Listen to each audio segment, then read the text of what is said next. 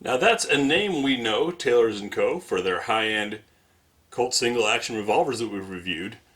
But this box is a bit different, shaped more like a modern handgun. What's inside is what's coming up next on GBGuns.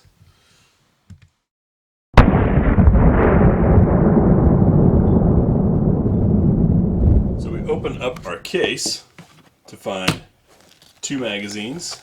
Chamber flag was in there. I've had this out already playing with it a bit because I admire it.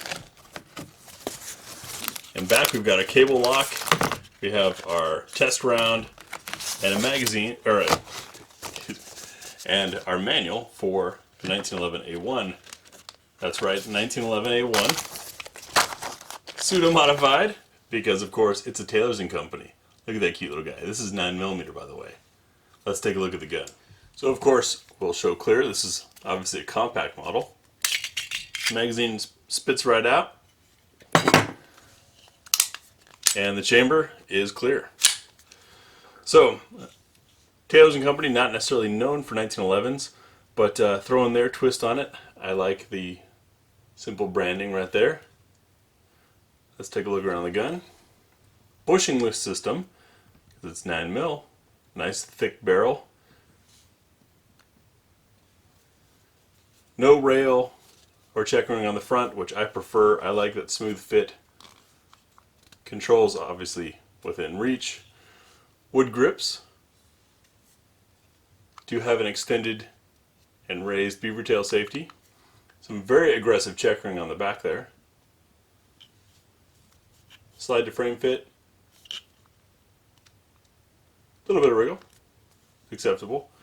There's our 2-dot and bar sight picture. No controls on the right side. See how the trigger is? There's our take-up. A little more movement. Pretty good break. Reset. Short and crisp. A little bit of extra movement.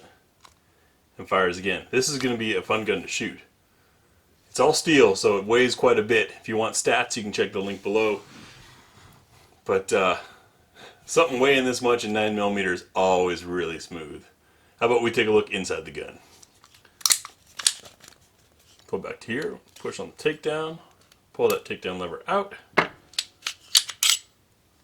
Comes right off. Let me grab something for wiping up some of this extra oil we got.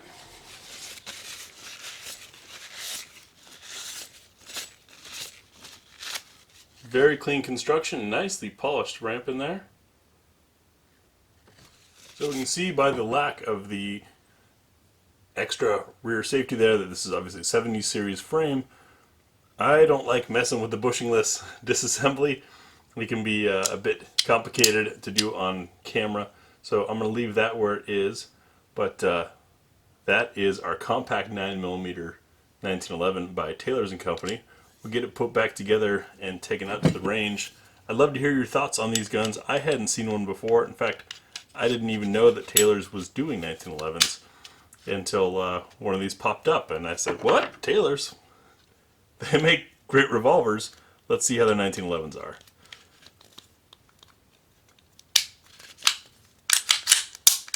Now, I'm sure y'all are wondering what the trigger pull is going to be like. Got our Lyman gauge here.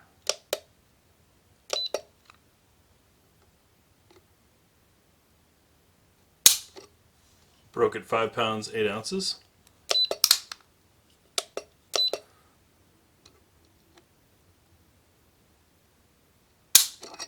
Five pounds at 9 ounces. That's pretty consistent. So appropriate for carry, which is what the size of this gun is.